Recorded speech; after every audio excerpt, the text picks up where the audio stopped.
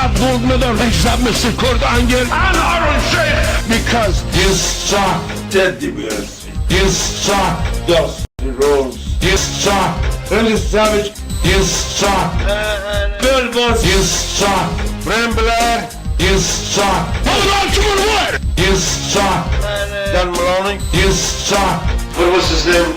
You suck, Eric Sims. You suck, Andre Joel. You suck, Fabulous Moolah. You suck, Jeff Robbins. You suck, Skinny Bastard. You suck, Hulk Hogan. You suck, his puppet Jimmy Hart. You suck, son of a bitch. Break your rag with a beer bottle. Watch your ass. You don't like it. Break your rag. You're the man. Watch your ass. Yeah. Ladies and gentlemen, boys and girls, children of all ages, the wrestling world brings to you its podcast champions of the world, Pedge the Maniac, Weapon X, the legends of wrestling. Hell yeah, Legend of Wrestling is here. We are finally here. This is numero uno. Okay, this is episode 1. And you better keep up because this shit is gonna take off before you know it. Yeah, dummy. Yeah, dummy. This is dedicated to wrestling and other sports. We're just going to have fun with it. We're going to see where it goes. And episode 1 is on the way. We got some news already. Nick Aldis is finally in WWE. Finally. The GM of Smackdown. I liked how how Trips was like, Adam Pearce is actually the GM of Raw, which is hilarious because he's been the GM of both shows for like the last year and a half. And at some point, what's her name was also a co-GM. The chick who she got fucking raided in Florida, like some stalker was raiding her house. Who was Sonya Deville? Sonya Deville. Yeah. Sonya Deville, and then she just naturally went back into wrestling. Yeah. Shout out to Nick Aldis, by the way. Thankfully, you have now escaped the purgatory that they call NWA wrestling, where careers go to die. Welcome to the WWE, the big time. Who's the champ now? Who's the NWA champ? Who is it? I don't even know. I don't even know. Yeah. I'll look that up. But in the meantime, and in between time, where careers go to die. Yeah, because if he was getting a push, we would know. Yeah. Well, thank God, LA Knight is here. Yeah, in the WWE. LA Knight. Yeah. Let me talk to you. So, as you guys know, our Instagram page has the legend himself, the mighty Aaron Sheik, the greatest champion of all time. Cameraman, zoom it. Oh, it's going to be zoomed into you right now. So tell him, Sheik. You better listen to the leader. Otherwise, I'll suplex you, put you in a camel clutch, break your back, fuck your ass, and then I'll make you to be humble. All contrary to your respect the Sheik. You heard him. Yeah. Now let me talk to you, brother. The Sheik, he's been complaining and bitching and moaning. He hasn't been taking his vitamins. And now all he's been doing is complaining about me, Brian Blair, and every other person who's against what he says. Fuck the vitamins. Fuck the prayers. Fuck you and have a good day. That last part. Now the hilarious part is Weapon X is actually a Hulkamaniac at heart. But he's also a Sheik admirer, and of course now you know, if you didn't know, an impersonator of Sheik to a T. The impersonator. No one can match, nor have they even tried to impersonate the Sheik as adequately as what you just heard. So you're going to get a lot of that on this show, and that's why we have the legend himself as the cover of this podcast. The Iron Sheik. Rest in peace, Iron Sheik. Rest in peace to the legend. It's a great way to start this episode. So let's talk about it, man. What's been going on in the world of pro wrestling? We will not call it sports entertainment because Vince ain't in charge no more. That is true. That is actually a relief to a lot of people in the wrestling industry. I know some people loved Vince, but for the most part, he did a lot of positive things to push the sport forward. But his time is now come to a close, and it couldn't have come to a close any sooner, because I'm excited for this new era with Triple H at the helm. And what is it now that the UFC has bought it out now? That's right, Endeavor, right? Endeavor, yes. Endeavor has majority ownership now of WWE and UFC. This is not news, of course. Everyone knows this. But it actually went into effect. And as a result, Vince was asked to leave his position. Was he asked, or did they approach him and say, "You're fired"? That's probably, that would have been apropos. And if it was Trips that did that, that would have been hilarious, because it would have been like him marrying his daughter all over again on the screen. Now his daughter Steph is also gone. So she's not in charge. Shane has been dealing with tearing his quads. I think it runs in the family, the quad tears. They all have fucking torn their quads. What is going on? Have they all torn their quads? Has Steph torn her quads? She's torn something else. Vince. No debate there. Vince has torn both quads in one Royal Rumble match. What's it, Royal Rumble? No, I don't think it was the Royal Rumble. It was a Cena versus Batista match. That's where it happened. And it was the... they tore them simultaneously. He tore them simultaneously. How the hell does that happen? Exactly. Only Vince, right? He came into the ring because there was a controversy with the ending of the Cena-Batista match all those years ago, because both refs came and raised the other wrestler's hand, and Vince came in pissed off, and then he had to be the final judge of the situation. With him sitting on his ass, everyone knows this. That was a hilarious moment. But of course, he tore his quads. Triple H tore his quads on the ring announcer when he was trying to give the pedigree. This was during the two-man power trip push when he was with Stone Cold in the tag team match. That's right, and he tried to give the pedigree to Jericho. I believe it was Jericho. Was it Kurt? I think it was Jericho. But I could be mistaken. If you're watching the podcast, correct us in the comments. Yeah. We love getting corrected because we are humble. We are going to be humble. But yeah, it was so Trips tore his quad on that, and then he came back all those years later or like a year later with that fucking denim jacket. That was dope. But that was in the old days of the WWE. Yeah. Now we're entering a new era with Trips at the helm. And what do we have up first during this new era that is approaching? We have the push of LA Knight. Yeah. Let me talk to you. L.A. Knight. Yeah. How come he doesn't say dummy anymore? I wish he did. I don't know. Maybe they're just saving that. He's putting it in his back pocket. That's where the button is. Like, dummy. Dummy. Yeah, because that was such a TNA bit. I get it. They don't want to ever refurbish TNA stuff. Well, I mean, TNA didn't really do justice by him anyway. I'm pretty sure LA Knight's glad that the dummy button has been retired for now. That's right. So, as late as the latest developments with LA Knight has been on Smackdown with him coming out with John Cena supporting him. If you haven't seen that, watch it. It just happened on Smackdown last night. As of the time of this recording, and and Roman Reigns came back. I think he was injured on a shoot. Yeah, he was injured. Yeah. I believe he was injured in the last match that he had. They said it wouldn't interfere with anything, but that's probably because they didn't want to have him on TV for any period of time anyway. But right. Anyway, LA Knight faced off with Roman Reigns, and what did you have to think about that segment? I think I like it, but you and I have been talking about the rest of this year in the storylines in WWE and what we thought was going to happen leading into Philly's WrestleMania 40, the big one.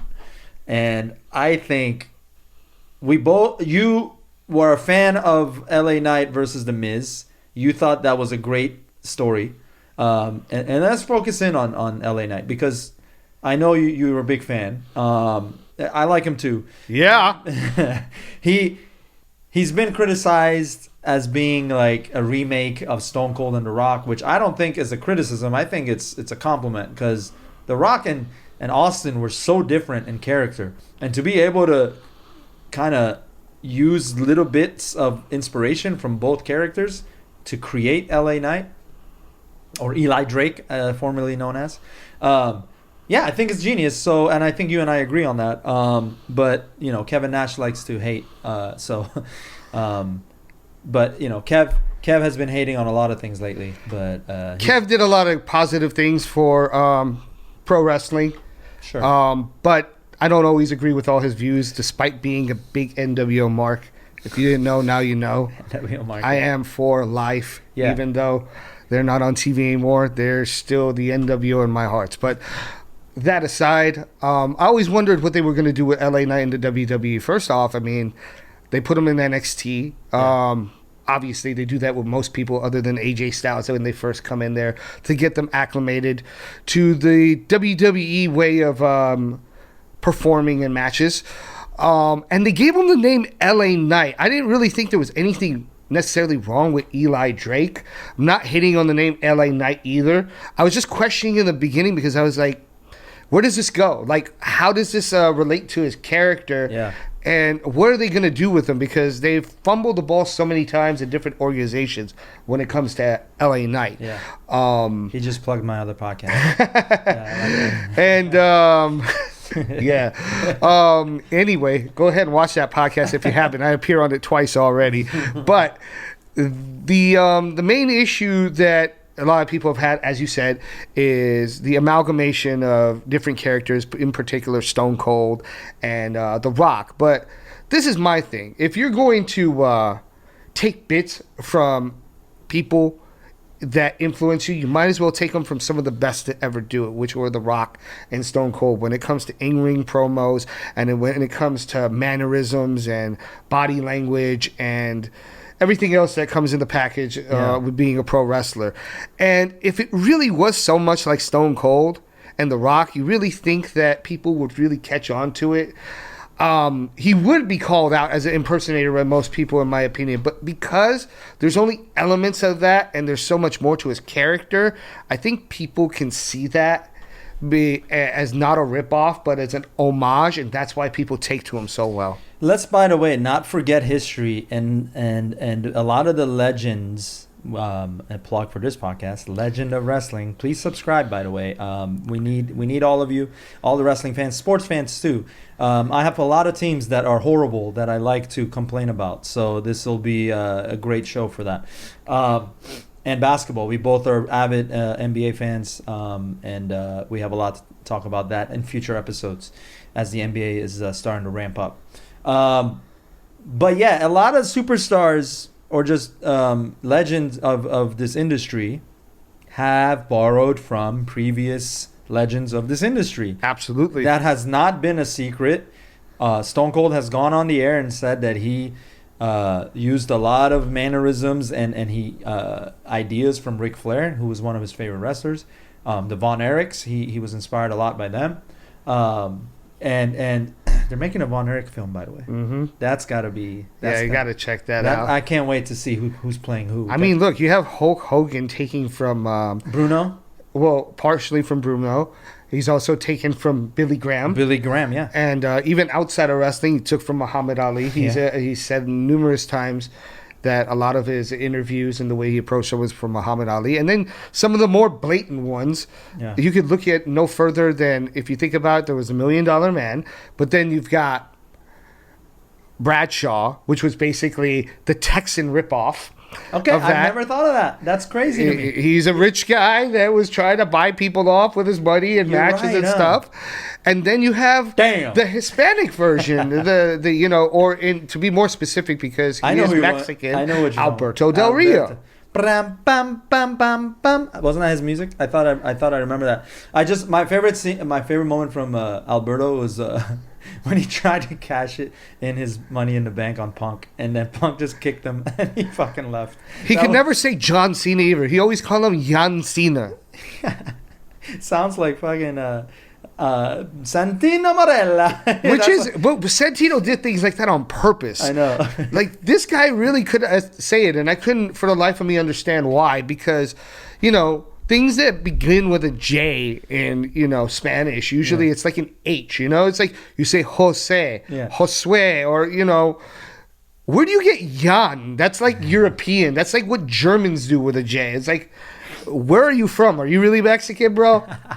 Do you speak Spanish? Juan, they say usually. John is Juan. Yeah, Jan. that's the exact translation for it. John is like Juan. Yeah, but yeah. this guy would call him Jan Cena. Go figure. Yeah. But like back to LA Knight. Like, So yeah, full circle. LA Knight, he let's not poo-poo his character.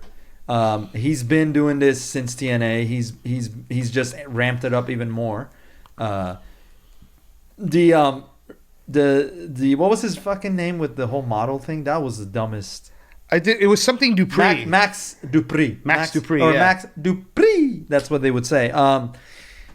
I feel like that was him paying his dues. I honestly think that was him just paying his dues. Vince knew that this guy is a star waiting to happen. It's the same way they did with Stone Cold and $1 Million Man, right? That was Austin paying his dues, and then it was just, and then when he became Stone Cold, they took off. Or The Rock being in the when he started up with the long hair and then those colorful tights. You remember the Rocky Maivia. Rocky Maivia, yeah. Literally, they were just trying to. You know, I remember those days. Die, Rocky, die. Yeah. He got it. He paid his dues. Roman Reigns has paid his dues, and so I feel like Max Dupree was short lived for good reason, and LA Knight is what he was meant to be. Absolutely. So what do you think is going? So let's go into So he went face to face with Roman Reigns. He had a match with Solo. By the way, he did an excellent job on the mic against Roman Reigns. I think it was probably one of his better promos in terms of the way that he delivered it, the cadence in which he delivered it. Because there were some promos that, even though he usually has great mic work, that sounded a bit shaky in delivery. Where with he caught Miz, himself. he definitely had that. Yeah, well, I mean, it's really hard to go promo to promo, toe to toe with Miz. But when you're talking about like Roman Reigns, like he was solid. You know, he was firm. He pretty much delivered it the way he was supposed to deliver it. Yep. It was really convincing. Again, I don't think it was his best promo, but Yeah. it was certainly one of his better ones since he's come to the WWE. Facts. I think he's doing a great job. And as far as where we saw this coming, like you said, we talked about this a couple of months ago. I said, because there was a lack of challengers for Roman Reigns, and we were trying to figure out how they were going to draw this bloodline storyline into WrestleMania. And you did mention LA Knight. Yep. And I did say that if they were to do it, they would have had to start his push at least 6 months before WrestleMania. And we're heading into what right now? What's the pay-per-view we're heading into? we are heading into, well, we just got done with Fastlane, right? Right. And what are your thoughts on that? I know in November there's Survivor Series. Survivor Series. So Is there something in between that? Well, double check on that. Yeah, but, I'm looking at the WWE live premium. But if events. it's Survivor Series, you have a whole bunch of possibilities to draw it out if they bring back the traditional Survivor Series matches. Yeah. And again, if they were going to bring LA Knight towards a possible push to a title run, they were going to have to start it now, because you need to do the build up and you need to establish him enough as a credible threat approaching again WrestleMania. The other part about it, though, that's being teased, as you'll see We had later that night, there was a stare off between Cody Rhodes and Roman Reigns as well. And they did tease earlier in the week, I believe it was, I might be mistaken, I think it was Michael Cole that asked him if this was the end of his story, and that was a tough question for Cody. So I believe that it's a tease. They're trying to throw some misdirections at us. And I also 100% believe with in the midst of all of the changes happening in the front office with Vince no longer having creative control, and Triple H taking the helms. Look how immediately, no pun intended on helms. Look how quickly things have shifted. NXT was insane this past week. NXT was literally like a star-studded return for a lot of people. Taker came back, by the way. Yes. Taker came back and chokeslammed the fuck out of Braun Breaker. And then he didn't he give him the last ride?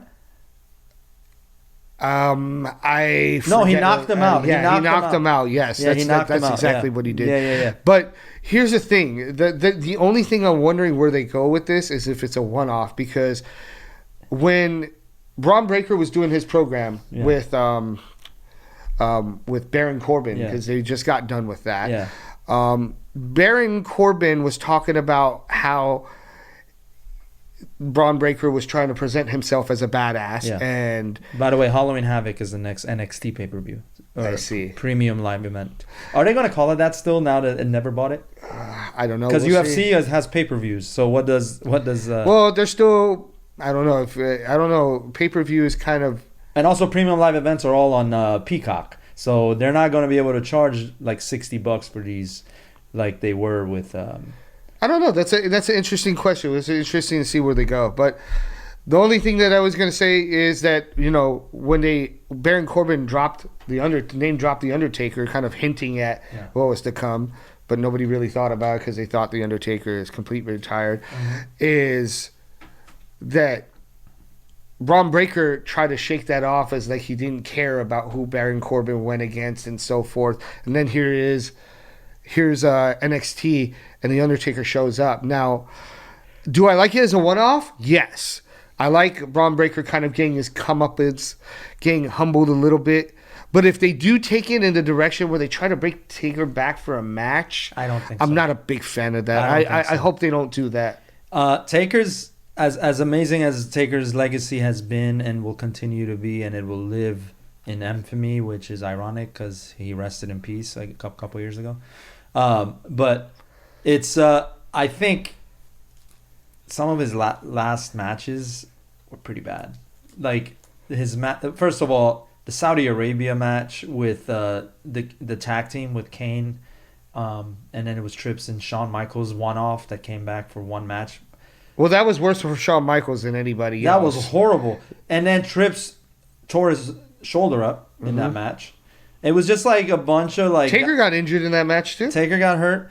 And then you know, his last match that was great was the graveyard match with AJ Styles, which was appropriate. And it was amazing. It had layers to it. It was a movie. They borrowed some ideas from Dilly. They did borrow some ideas from that. You got to admit, like, Matt Hardy has changed cinematic wrestling for forever. A very creative mind. Absolutely. But yeah, so but then his match with Goldberg in Saudi Arabia was ugly and gross. But see, they made the mistake of trying to make a lot of unnecessary dream matches, which is kind of the reason why I'm happy that he didn't go through with the one with Sting. You were thinking what I was thinking. That's so funny. Because what happened is they tried to throw him in with Goldberg, and Goldberg has never really been a great worker in the ring to begin with, so he can't help an older wrestler carry himself through a match. Yeah. Same thing with that Saudi Arabia main event. It was 4 older guys, one who hadn't been in the ring in God knows how long, and they were all like, you know, at the twilight of their careers. Nobody was going to carry that match. Yeah. It was tough. Even Triple H himself was, you know, beyond his prime at that point. Yeah. And then, you know, some of the other ones, I mean, even the one that he had with Roman wasn't all that good, because I don't think Roman was quite at the level to carry a match. Do you think he should have just left after the Brock loss? Do I think that Taker should have just been like, all right, that's it? Would that have disappointed fans, or you think that would have made his like legacy kind of be poetic?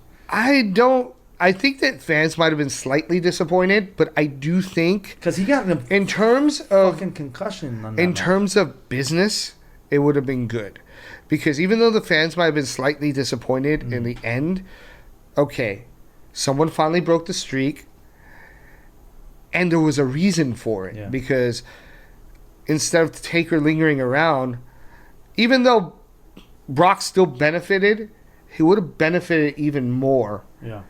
As being credited as the guy not only ended the streak but ended the career. Right. Was that match? However, yeah, I don't agree that it should have been Brock. I think that it was a mistake to make him lose to Brock, or even have that program, because They needed to give that to a younger superstar that needed a legitimate push. Brock was already on top of the mountain when he did that match, and he didn't need the push, and he didn't benefit as much as another wrestler would have from beating Taker. I see your point, but I feel like it wouldn't have worked if they gave it to someone else. I mean, in that time, Punk had him the year before. Do you think Punk should have beaten him?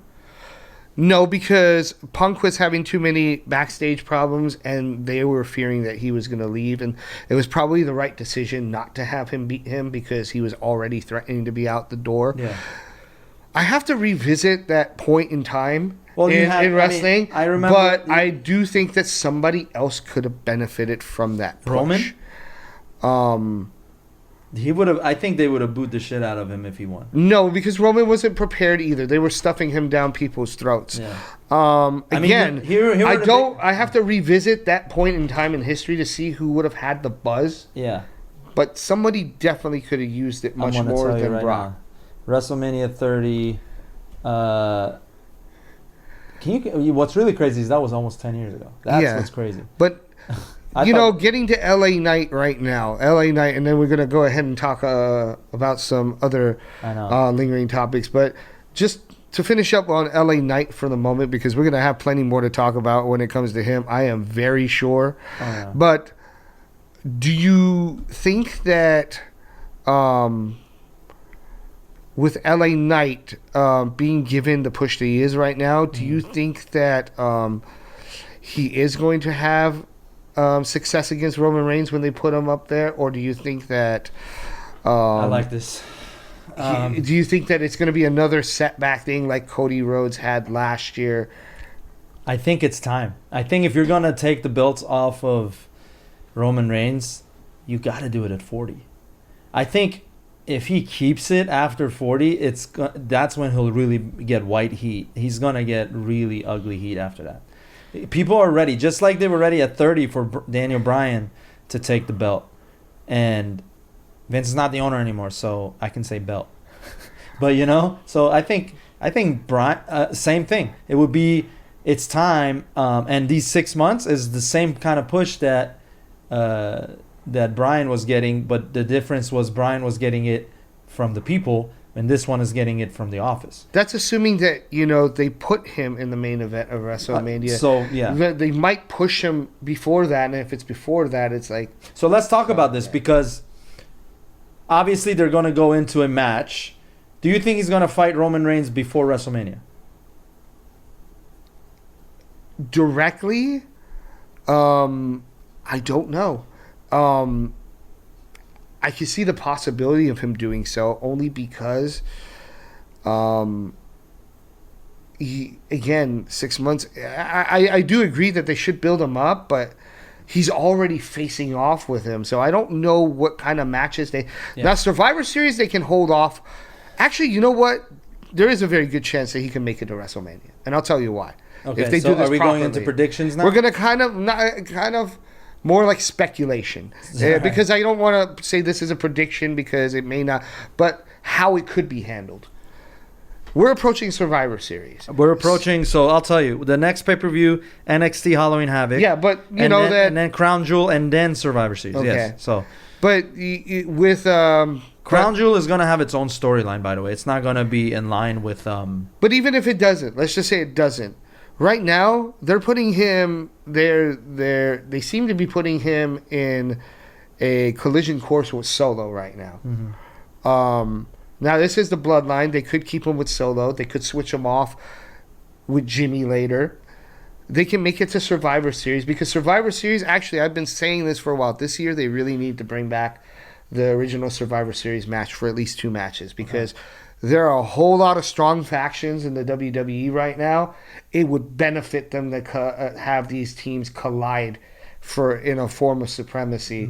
And maybe have one team that's not necessarily a faction, but kind of like a ragtag group of people that like maybe LA Knight and John Cena put together, for example. But I mean, you already have this uneasy alliance which could turn into friction with the Bloodline and the Judgment Day.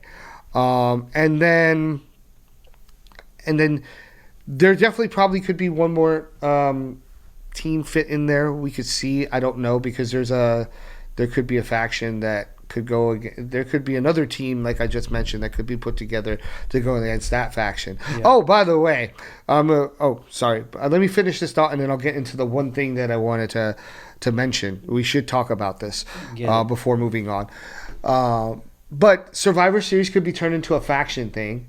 Then we can stretch it out somehow to the Royal Rumble, and that's where LA Knight could possibly win. And then from those 3 months, it would make it a lot easier to stretch it out to Roman and WrestleMania. All right, I like this. Okay. How they do it, I don't know, but I'm just saying that would be like a path. I've been talking about this a lot. Everyone's sleeping on the Money in the Bank. Everyone's sleeping on Damian Priest. At least the people we've talked to, including yourself. Yes. Yeah. So, I've been a major proponent for Damian Priest. Since we're talking about speculations, I'm going to bring this in. I've been a major proponent of Damian Priest getting that ultimate stealing of the spotlight moment, just like Seth Rollins did at 31. I want him to come in at Mania, and I'll explain how I think he's going to get involved, like through this storyline you're sharing. I think it would be a waste if he uses it on Seth. Although there would be some, like callback to Seth having had done the same thing. But they don't have a feud right now. Now, Seth and Shinsuke, I think that needs to continue because that's a great storyline. So let's not touch that. They can make a big program out of that. I feel like they've already ended it, though. It's stupid that they ended it. I think Shinsuke as a heel was so fucking good. And that angle with the going in on his back and all that, making him humble. I don't see the purpose of continuing it now. I do agree with you. They shouldn't have stopped it, but it should have ended with Shinsuke winning the title. Yeah, but that's what I'm saying. So is it over or is it?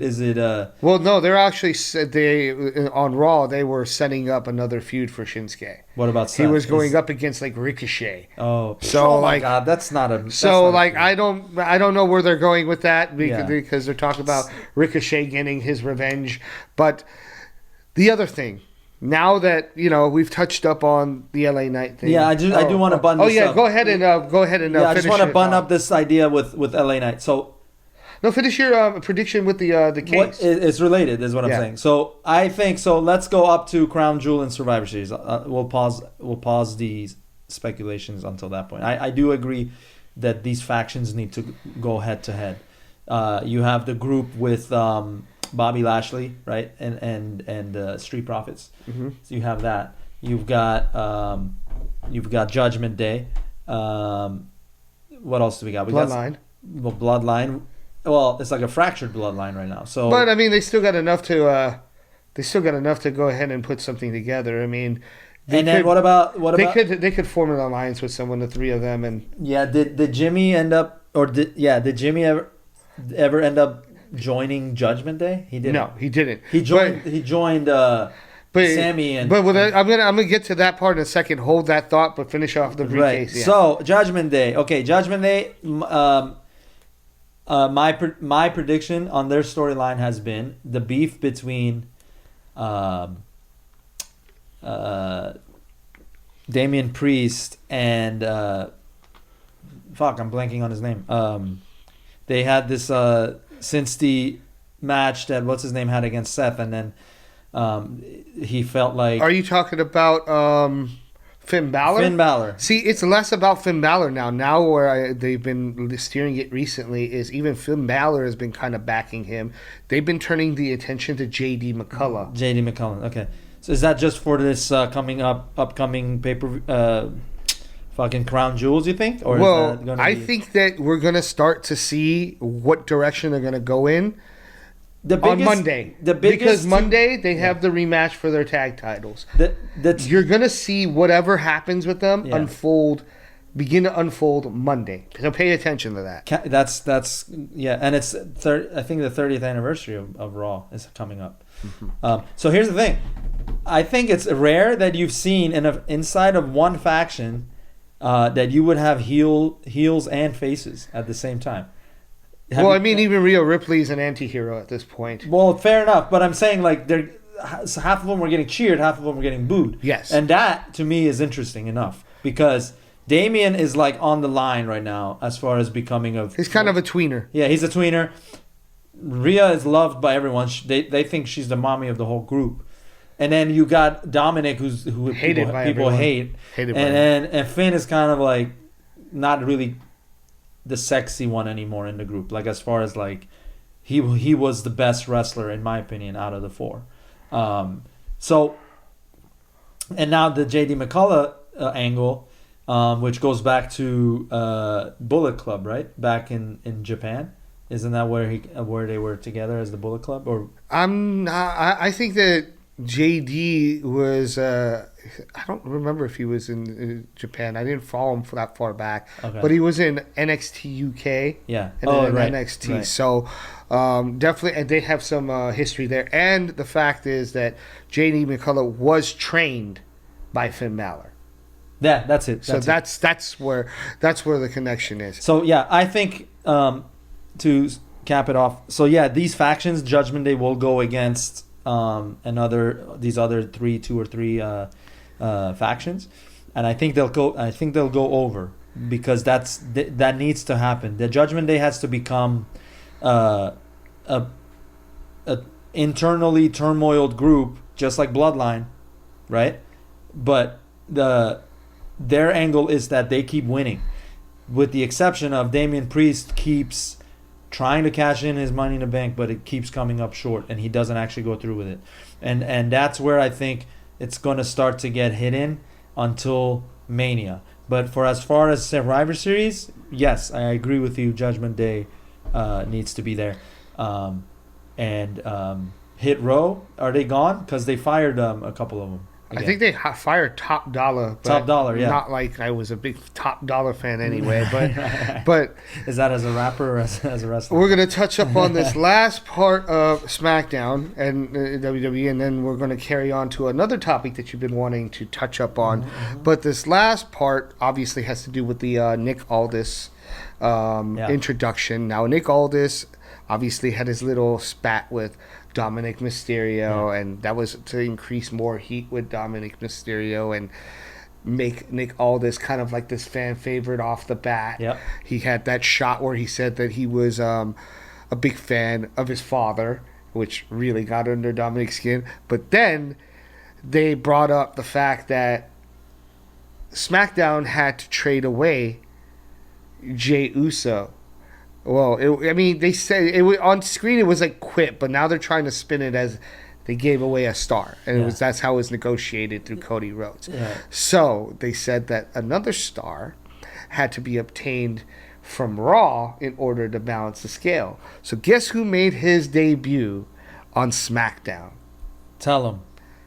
KO, Kevin Owens. KO came to SmackDown? KO is now officially on SmackDown, which PO'd Roman Reigns to no end. Hold on. So, is Sammy staying on Raw then? Sammy is still on Raw, yeah. So they're going to have their thing with Jay and Sammy, I think. It seems like what's happening over there. Like, Sammy went from teaming with KO. They had a great run as champs.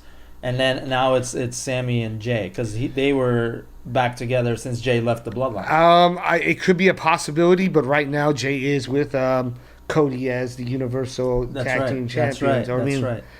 Yeah, the Undisputed, I should say. It's not Universal, but I'm still thinking of Roman and his belt. So Nick Aldis and yes, KO. We're going to call them belts. We're going to call them straps. They are what they are. Yeah. They're not. Yeah. The champion wins the championship. Yes, we get it, but a championship is not something I can physically hold in my hand. No. I need this is pro wrestling. We need straps. We need belts. And we need to keep it legit. Hey, the same way they call the NHL keep it real. the same way they call the NHL final, the NHL Cup, the Stanley Stanley Cup. It's a cup, so they call it a cup. They don't call it a title. They don't call it a championship. It's a cup. Or if you want to call it a championship, call it a championship belt. Right. Because a championship is like the actual like being on top, like you won the championship, but the prize itself should be what it is. What are your thoughts on that? Like in the NBA, it's a championship ring. Or the Larry O'Brien trophy. Yeah. Exactly. Yeah. But in, or the Super Bowl, the Super Bowl rings, yeah. and the but they call them what they are. Right. So let's call them what they are. They are belts. Do you guys agree? If you agree or disagree, we'd love to hear from you. Comment on this episode. Absolutely. Yeah. Okay. So Nick Aldis, new GM, SmackDown. So they're going back to the GM route. They keep going away from this, coming back to this. Adam Pearce kind of just came out of nowhere. And it's pro wrestling. Stuff happens in cycles. Even angles are derived from other angles. When you watch wrestling for as long as you and I have, it becomes like we get excited when something new happens, right? That's why I was excited about the Shinsuke heel turn, because that Shinsuke heel turn was gonna lead to a anti-hero. It was definitely gonna lead to that. Maybe that's why they stopped it, because they were like, oh shit, this is gonna become a hot thing that people are gonna want. He was becoming like a villain, not a heel, and that's why I liked it. Well, the hesitation that I believe on WWE's part, when it comes to Shinsuke, is the fact that his English is pretty piss poor. But it worked. And he doesn't. Well, it worked that his English was broke. It works only for a certain amount of time. But because at some point it's gonna wear thin, and then where do you go? Like the guy has to like. Don't get me wrong. You could have a guy that doesn't speak or a female or that doesn't speak English well still do well in pro wrestling, but they gotta have something more to the character. Shinsuke hasn't developed that nuance for some reason. You know who does it really well? Asuka does it really well, because she can hardly speak English, but there's so much like she has eccentric and elements to a character. There's so much depth, right? And she speaks Japanese on those rants, and then those hit, even though people don't understand. Most of them, it still hits, because they know she's just she's snapped. She's really good at like saying something without actually saying something. And I love I think that's something that's like to pay homage. I think that's something that Shinsuke needs to develop a little more as a wrestler. But he's an excellent in-ring worker, and I wish he would have a championship. I'm just saying that's my guess on why WWE wouldn't have pulled the trigger on it. Maybe Triple H will bring it back, because the problem with something like that is when you hit gold, don't go away from it, because then it loses its essence. Well, the same way when Mick Foley used to cut promos with music in the background, that was a fucking genius idea as Mankind, early Mankind. That's what I was seeing with Shinsuke, and it was like I said, it was a completely different take on it. Shinsuke had music in his promos, even though he was speaking Japanese. With subtitles, it worked. It was like watching anime. It was like watching Japanese drama. Like it was amazing. I loved it. And maybe Seth wasn't the right opponent for that type of character, but there are plenty of wrestlers that would be. I think that you might be onto something, but I think where the WWE dropped the ball, and I'm going to close it on this last point before we move to the next topic. Yeah. But I think where WWE dropped the ball with that was, I do like using the subtitles and so forth. I think his promos were too long. They should have kept the subtitles, but more straight to the point. Like kind of like, instead of having this drawn out thing where he talks about his back for like literally 5 minutes. Just like more menacing, like, you're black, I'll break it, or like but shortened to the point. It was like Ivan Drago-esque, right? Yeah, that's what I loved about it. But Ivan Drago was more effective because he said less and did more. That's right. And that's what they need to do. That's what they need to do. You're right. Yeah, I think they needed to hone on that. But they did have something. But it was blurring the lines of wrestling and reality. Like, it was like he was bringing in real shit. And that's why it worked. Anyway, so let's see where that goes. Onward to the other side of the pro wrestling world, to AEW. You think you know me. Dude, rated R superstar. Oh man, I wish he was what was his name, that ring announcer, because he loved bringing Edge in when he was in WWE. He was like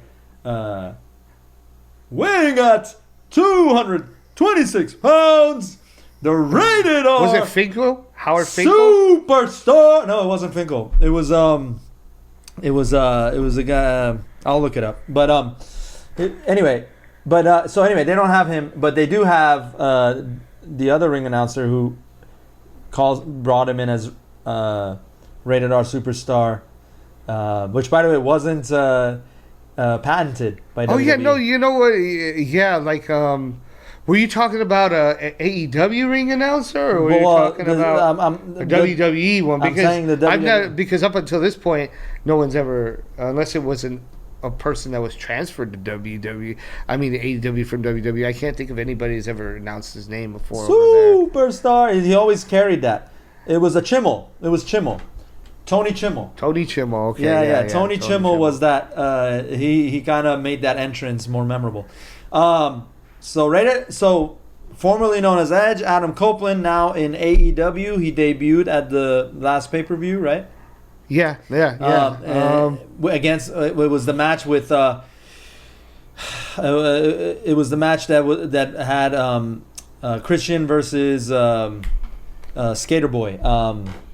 Darby Allin. Darby Allin, yeah. It wasn't a triple threat actually. Was it? It was Darby Allin and Luchasaurus, and then Christian ended up winning the title by pinning Luchasaurus. I think it was just Christian and Darby.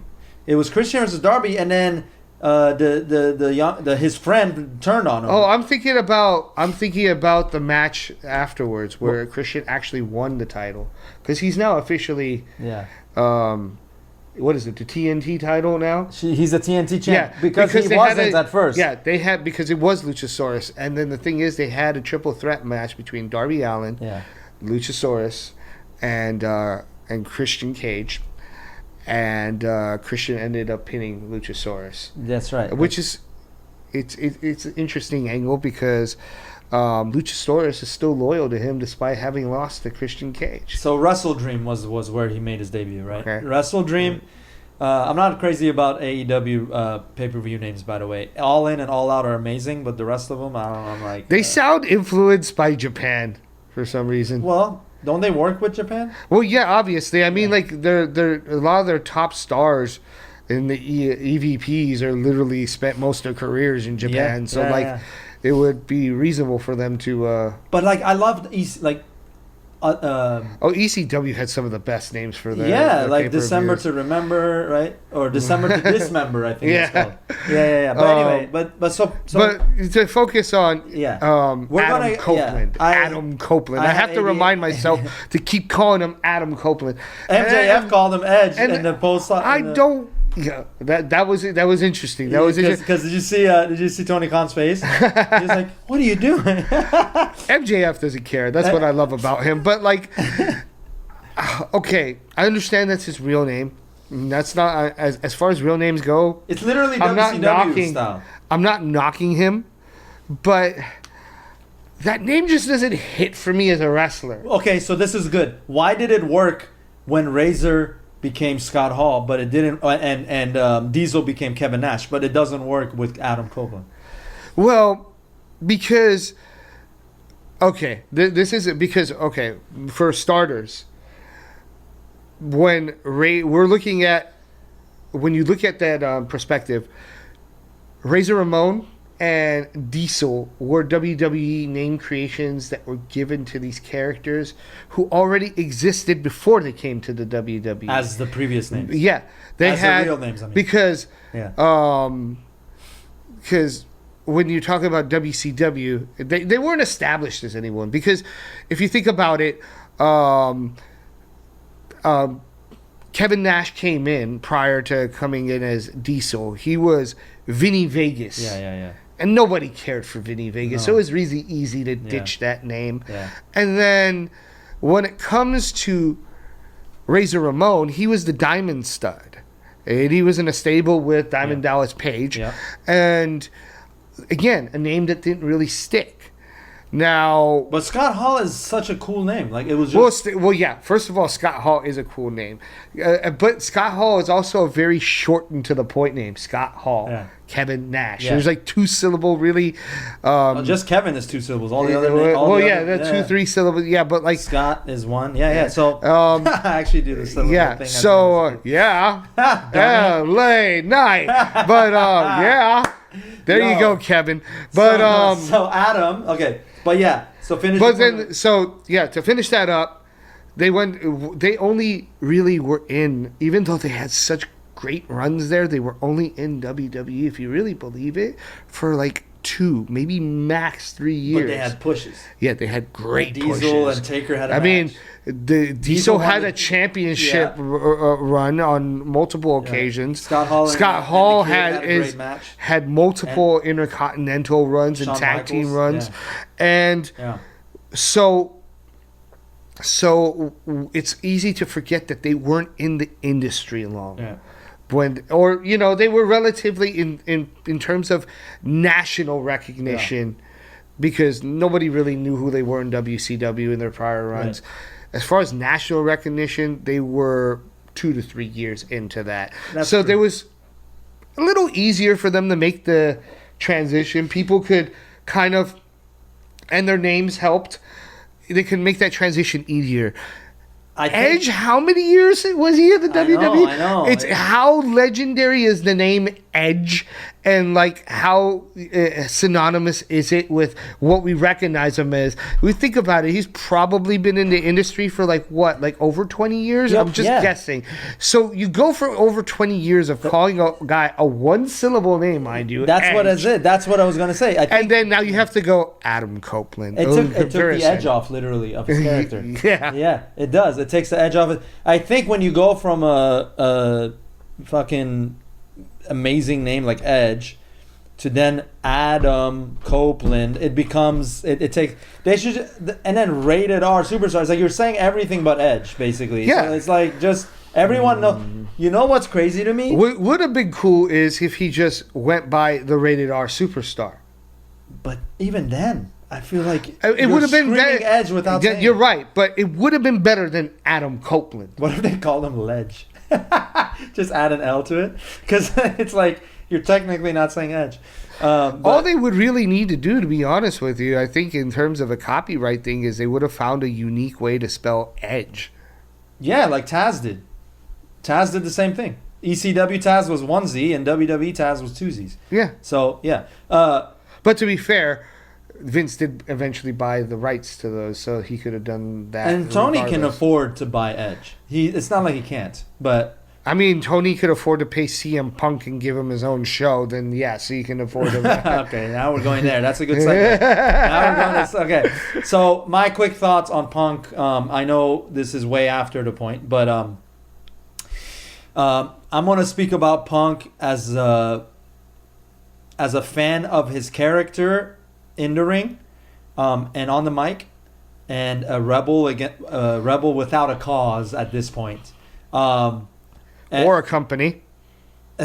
Yeah, but yeah, I feel Punk never has had a legitimate break mentally from any combat sport, and I include UFC and wrestling, since the age of 14. When he started, he's talked about it himself, where he hasn't had a summer break. The only one he had was when he quit WWE and he went to get married, and they fired him on his wedding day. Which, all of that, mind you, that wasn't really even a break, because despite even the marriage part, even if we were to include that, he was still dealing with recovering from a staph infection. What exactly? So what the difference is between him taking a long hiatus from wrestling versus The Rock or Christian even, was the fact that they actually took breaks from wrestling, and they took breaks from combat sport. They didn't then go and train for a whole other sport, which Punk did. So in these 7 years that he was gone, he didn't actually get a mental break. And even if he didn't do UFC, what was everyone chanting? It was chanting CM Punk at all these wrestling events. Every time he would get seen at a Cubs game or a Blackhawks game, hey, CM Punk, when are you coming back? So he never truly got a break from wrestling. A lot of people think he did. I think he just subbed in UFC. That took a lot of years off of his career. If you're asking me, truthfully, his fighting career and wrestling career, because that sport is brutal, and he tried to train in a year and a half to have his first fight, where the other fighters have been training their whole lives. They didn't have pro wrestling as a sport to then go into UFC. So we have to consider all this. I'm not excusing what he did at the pay-per-view at All Out, at All In England, but he was asked to go and talk to Jungle Boy from the boys. He was asked to go talk some sense into him because he wanted to use real glass for that spot, and Punk was trying to talk sense into him to not do that, and it's going to expose the business. Yeah, I think everybody is like familiar right now with what happened at All In. So yeah, and the altercation that took place with Jungle Boy and so forth, which is he's still suspended, by the way. Yeah, well, I mean, he's been terminated. Did they fire him? He's been terminated as a wrestler and because he also had another contract as a backstage, but he's been terminated. Oh wow, I had no idea. Okay, and the situation that we really got to speculate on right now is what's Punk's future. Yeah, really. So because here's where we all know what happened at All In. We all know that who was at fault there, and we're not making excuses for CM Punk. No. Nor are we making excuses for Jack Perry. So here, before we go on, because you just said, I want to read. This is as of September 4th, which is about 7-8 days ago, or yeah. Like September 4th. September 4th, 2023. That's latest. not like 3-4 days ago. That's like 7-8 days ago. You said September 4th. Uh-huh. It's October. It's over a month. Oh, wow. I'm tripping. Why am I thinking it's September? I'm thinking it's September 14th. Yeah, dummy. I've been recording shows and episodes all day today, so this is my excuse, and I'm sticking to it. Okay. I'm looking for new. While you look for that, bottom line, what we got to discuss here is CM Punk's future. Yeah, CM Punk. Yeah. So you tell me what you think, and then I'll tell you as a fan. Well, first of all, what I want to pose a question is this, because I personally would love to see him back in wrestling. I don't think that he should go out in this way. I think he should have the opportunity to go out the right way. But the problem granted though that Samoa Joe match was a wonderful match, but I don't think that he should go out in that way. I think he should have a proper close to his career, even if it's not that much longer. I do want to say that I don't know at this point if there's because of the circumstances around this event, if there's really a demand to bring him back. WWE actually went on record. It could be a form of misdirection because WWE does do this. But WWE recently, a few days, went on record stating that there have been no talks to bringing CM Punk back into the company. Which, again, like I said, WWE does do the misdirection thing once in a while. But, because they still believe in kayfabe. Because AEW has... But the thing is, like, AEW hasn't publicly came out and made any statements about having a desire to bring him back either. In fact, they're trying to promote it as it's a good thing and it's become a more relaxed environment since he's gone. So Punk needs to heal. Is he going to come back? I think Punk needs to heal mentally. I think Punk's very old school with his backstage politics. And that is why, but the only difference, but what makes it a problem is that he's not able to see other perspectives from today's backstage, which is very much more inclusive with the group, and there's no cliques really as much as there used to be with a C or a K. And I just think that Punk, he should take this next 5 to 6 months off.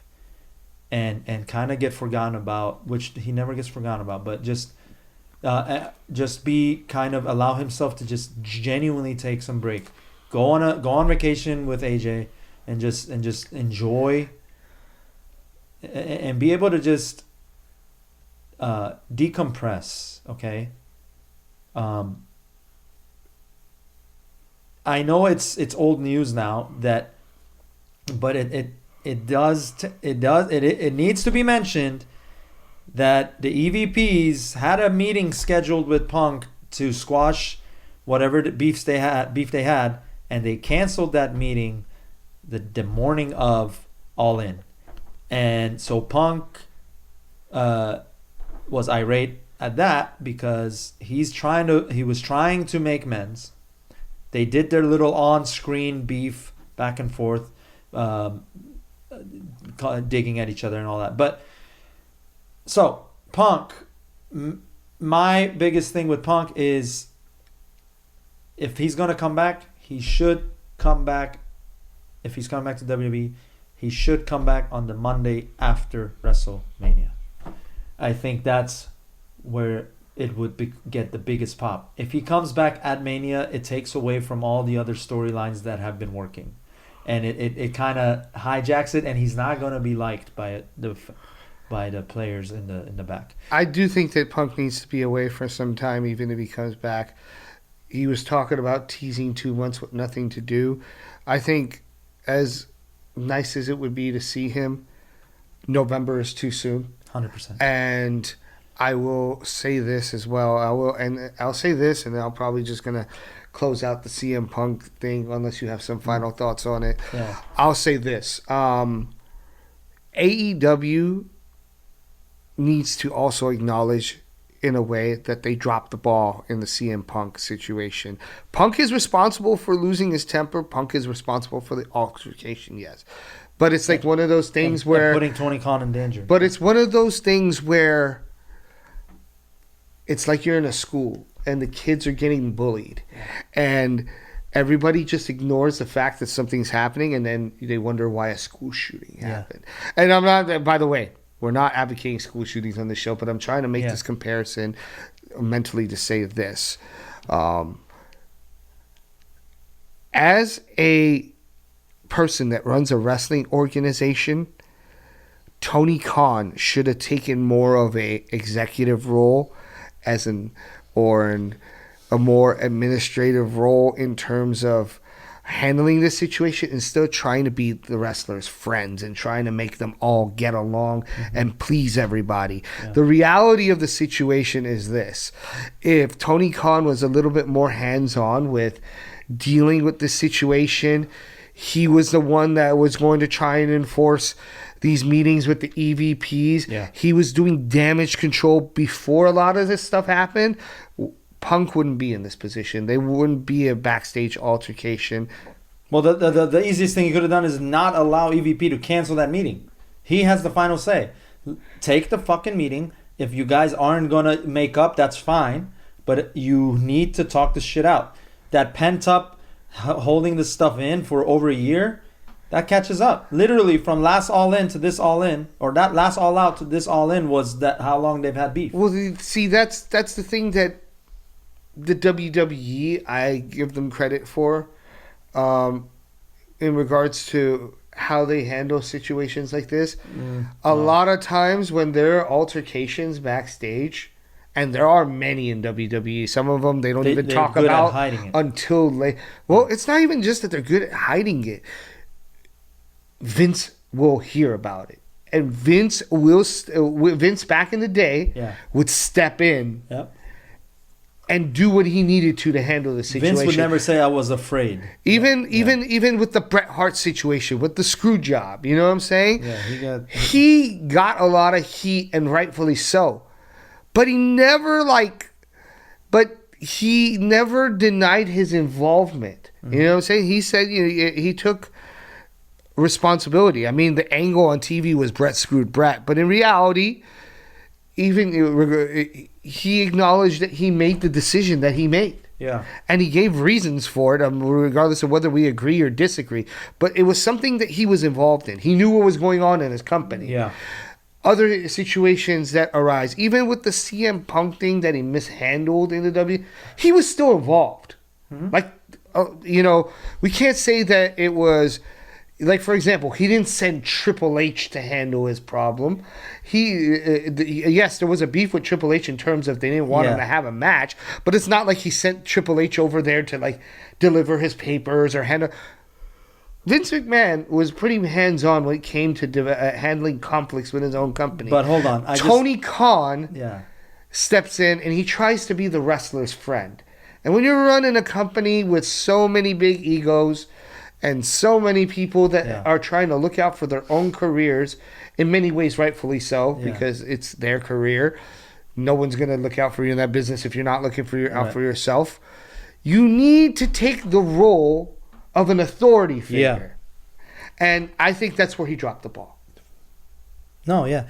I will challenge one notion about Vince McMahon with the Punk situation getting fired. He went on Stone Cold's podcast, Vince did, when Stone Cold's podcast came on to WWE TV, right, on the network.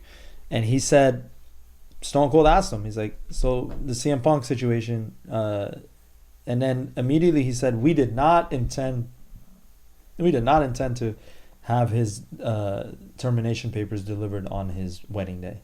That was not our intention. I call cap on that. I think he's lying. I think that might be possible. I'm not saying that's not, because Vince had a record and of Vince also being very petty, like even young Vince from the old WWF days. Remember like Vince with the steroid accusations. You remember that interview when he smacks the guy's paper out of his hands? He's like, "Oh, you think you know?" Like Vince used to take pot shots at people all the time. Wyndham Rotunda's father, the IRS character, was a shot at the feds. Right. Well, not the feds, the IRS, for looking into his records. Because they were trying to tax him because of the whole dispute of wrestling and. Sports entertainment deal, but that was a shot at them. Vince is very petty. He's done this multiple times, both subtly and directly. So I don't doubt what you're saying, but what I'm saying is he knew about it. He was involved no matter what. I mean, it wasn't, and he definitely wasn't trying to please anybody. Right. If anything, he was trying to hurt somebody maliciously by doing that. But the one thing you can't say is he doesn't know what's going on in his company. He knows. He might lie to you about it, but he definitely knows. And I think sometimes Tony Khan doesn't know what's going on with his own But company. I believe Tony's going to get better. I think. It's a young organization. I'm not condemning Tony. Because it's not going to be an Eric Bischoff situation where it just keeps going downhill. I think Tony is going to turn it around. I honestly believe if... Well, that's because there's no Hulk in the fucking... There's no creative control on the part of the creative control. The EVP is kind of the same shit right now. Well, yes, but let's be real. The EVPs haven't been winning a lot of matches. I know, but they're not Hoganing it. Hogan rarely dropped to people. You're talking to a Hogan mark, right. But like Hogan rarely dropped matches to people. They had to beg him to get a clean for someone to get a clean win on the him. Jeff Jarrett one. Anyway. Last final thing, by the way. Oh, sorry. I was just gonna say, I think I'd be remiss if I didn't say that I want, like, the fan in me wants Punk to actually go back to AEW, but I think the business decision that's gonna end up happening because of the Bucks having so much power in AEW is that Punk is actually gonna end up going back to WWE. He's not going to Japan, and he's not going to go to any of the other companies that are out there right now. He can't go to ROH because ROH has a joint agreement with AEW. But he wouldn't even. I don't think he would have gone back to ROH. Even. Well, I mean, they could have struck a deal where he would be like Samoa Joe. It's an ROH kind of guy, but he's still in AEW. It's like when WWE bought ECW. That's what it would be. They tried to do that with Impact, but Impact sucks too much. I'm sorry. No. Impact was a partnership, whereas ROH is owned by Khan. So that's the difference. Yeah. So anyway, I think Punk. I want him back in AEW, and I want him to make that. It's really just him dealing with Tony Khan and asking for Khan's forgiveness for getting aggressive, and then but otherwise, I think the reality is WWE is going to where he's going to end his career. So Well, no matter where Punk ends up, I definitely would like to see him wrestle, have one last run, and I wish him the best. And Punk, if you're watching this at any point in time, even if it's a year from now, revisiting these episodes, I'm going to put this out into the universe. We'd love to have you on the podcast. So. Let's go. I would love to have Punk on a podcast. Yeah. We also what happened last time you had a podcast. So- hey, you know, might be good for the views, you know. Punk, bring some of those pastries with you from Chicago. Yes. Bring me a deep dish because I love deep dishes. Same. Double up. And by yeah. the way, speaking of Chicago, we're going to have frequent guest drop-ins by none other than Pratik himself, one of my old roommates here at the crib, and also a Chicagoan. And he's back in Chicago right now. Pratik, if you're Shout listening out to to this, Pratik. you're gonna be weighing in on a lot of this. Another avid wrestling fan. Final subject real quick, and then, you know, we're probably going to have to round this up. Let's but- wrap it up. Yeah. Yep, wrap it up. You know, wrap it up like we're going in head first. Let's But, go. What do you okay. got? What do you got? Okay. Jade Cargill. That's right. Yeah. She's what was her name when she was the TBS champ? She was called the that bitch show. What did she call that? Didn't she call herself that? I think so. That she said that. Hey, you know she's a real deal when WWE is putting that much money in her. I'm sorry, AEW has a lot of money, but WWE has a lot of clout still in wrestling because of all the years and experience that they have in recognizing talent. And I think Jade Cargill can be the next Jade Cargill. I'm not going to call her the next China because I think China was a completely different animal. But Jade Cargill, I'm sure, has some inspiration from China, but she's they got- do that anytime there's a dominant female. There were early comparisons to China when it came to Rhea Ripley too. Yeah, but yeah, you fair. know, they're different characters. They're definitely different approaches.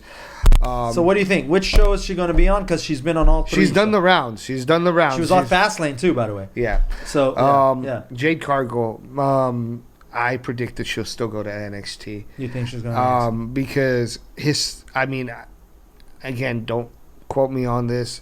History has shown, though, that most stars, no matter where they come from, how big, the only star that ever made it straight jump from getting hired to the main roster was AJ Styles, and we know how phenomenal AJ Styles is. You know, he's like basically a generational athlete when it comes to wrestling. Yeah, So yeah. that's a whole different beast, and he literally wrestled all around the world. We're talking about Jade Cargill. Jade Cargill is definitely a rising talent, but there is definitely still a lot of dues that she's got to pay. Yeah. That's not why they're going to stick her in, NXT is not though. paying dues, by the way. for the record. NXT, yeah.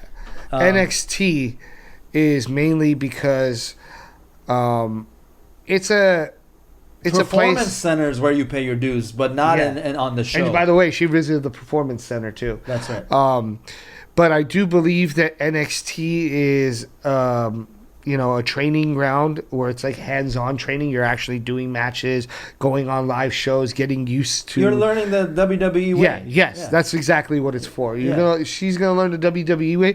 Do I foresee her stay there being long? No, because they're already teasing showdowns with established WWE legends and stars. So I don't foresee her staying there that long, but I do believe that she will start in NXT. Do you have any? Do you think she has any weaknesses? Any weaknesses to her game? Weaknesses as a wrestler, or on the mic, or even as backstage? Do you think she has any missing link before she's pushed like an LA Knight is being pushed?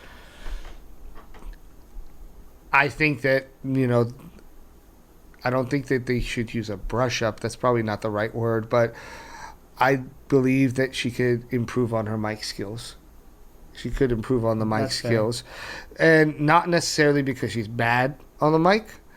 I believe it's because that the WWE has a certain way that they like to have their promos delivered. Yeah. They're very particular about it. Even the verbiage that they use. Maybe they're changing You're it. not allowed to use certain words. It's always ever changing. No, but I'm saying like, maybe it's going to get a lot more relaxed now that Trips is fully in charge. It might be. Because Trips was had his own promos. He was not given promos. It might be. But the thing about the Trips thing is,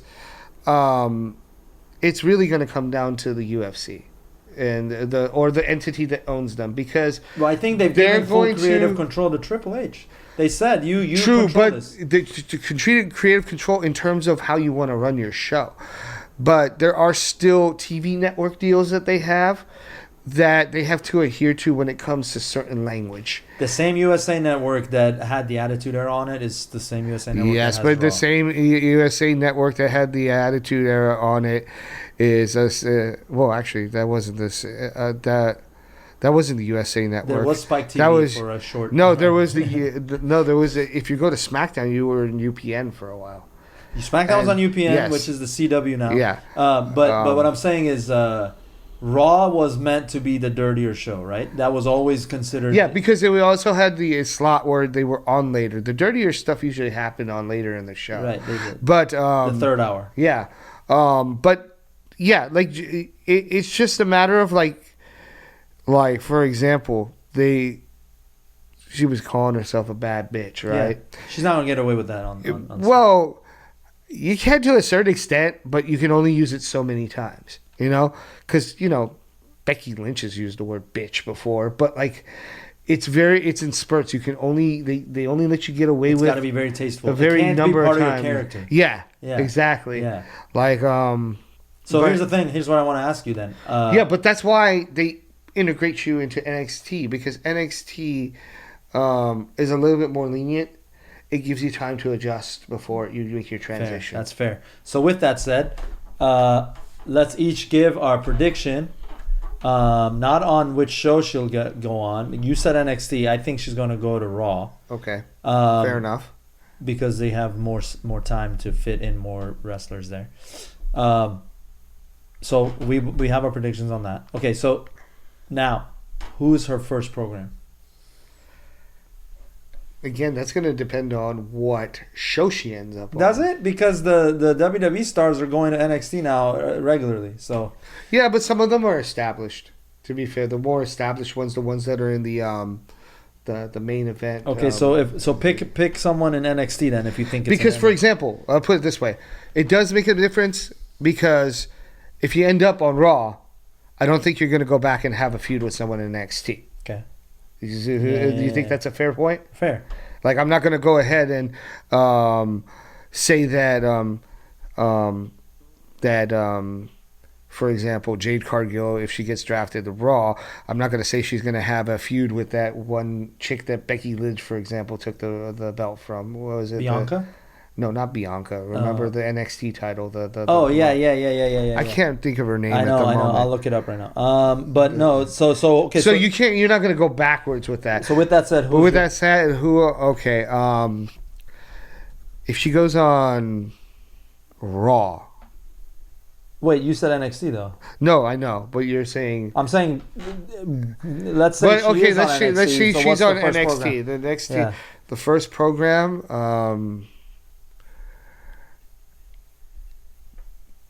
It might depend. I mean, like, if she starts now, it's very. It might.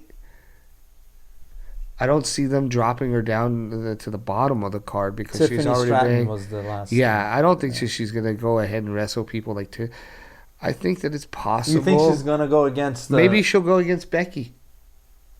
Becky's the Becky's the NXT, and I don't think that they're going to put her, like you said earlier. Even if she goes to NXT, I don't think she's going to start at the bottom of NXT. I think they're going to put her in with the top stars of NXT. And I believe if that's the case, maybe Becky Lynch would be a opponent that she. Now I put a caveat in there. That's if she goes to NXT, which is my prediction. I already see it. Yeah. But if she ends up on SmackDown, I think for sure she's going to have a feud with Charlotte Flair. Because they already teased that.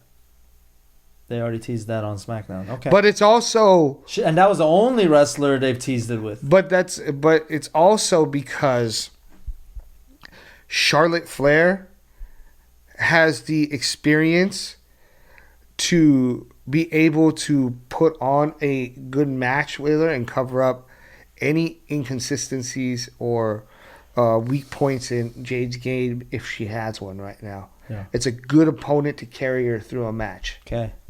All right. So you got Becky Lynch as. But yeah, I'm right now. It's Becky because my prediction is she lands on NXT. All right. I like that. I think if there's any time to have her start in NXT, it would be here now, because you can still give her a main event push, despite not being on. I don't see her getting a championship run yet in Raw though. If she goes to Raw, she's definitely going to be like have a feud with somebody before she has it, because Ripley's too hot right now and she's already feuding with like 3 people. Okay. All right. I say Raw. I say she ends up on Raw, and I already think I'm wrong. That's fine. But I'm gonna stick with it just for shits and giggles. I think she'll end up on Raw, and and this is what I need to check to make sure.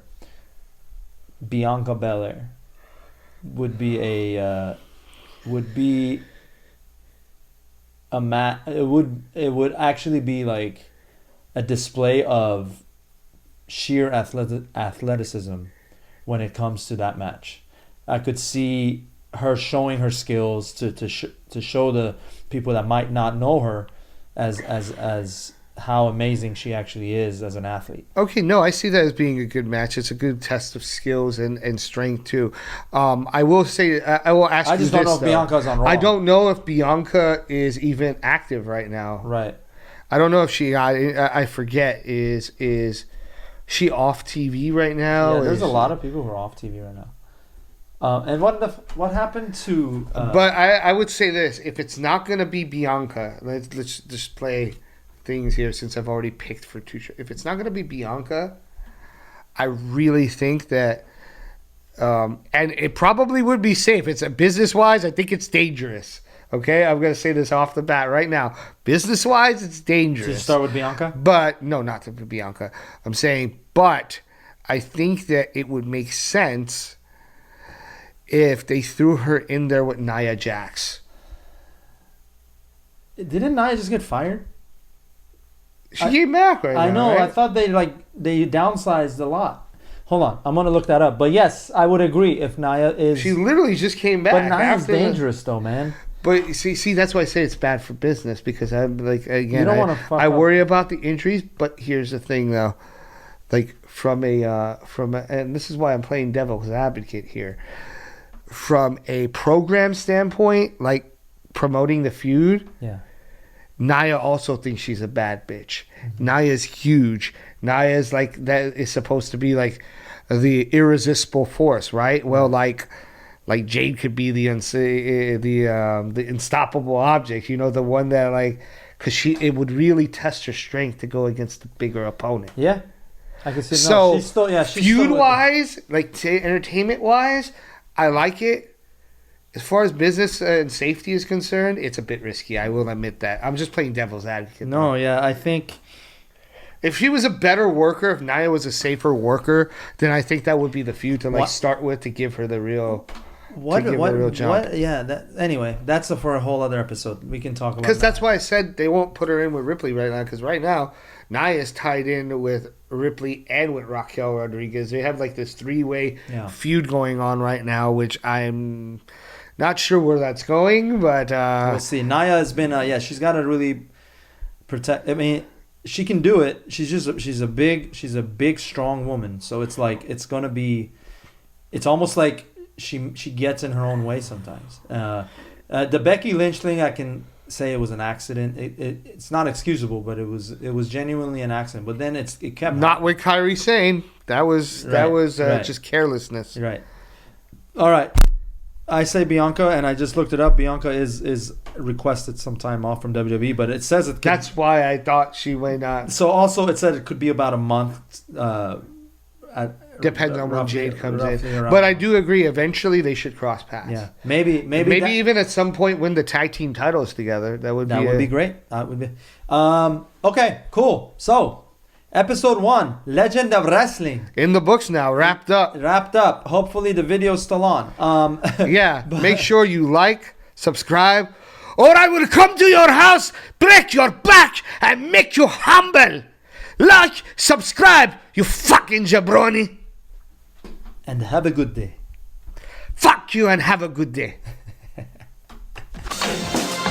your rag with the beer bottle. Fuck your ass. You don't like it. Break your rag. If you're the man.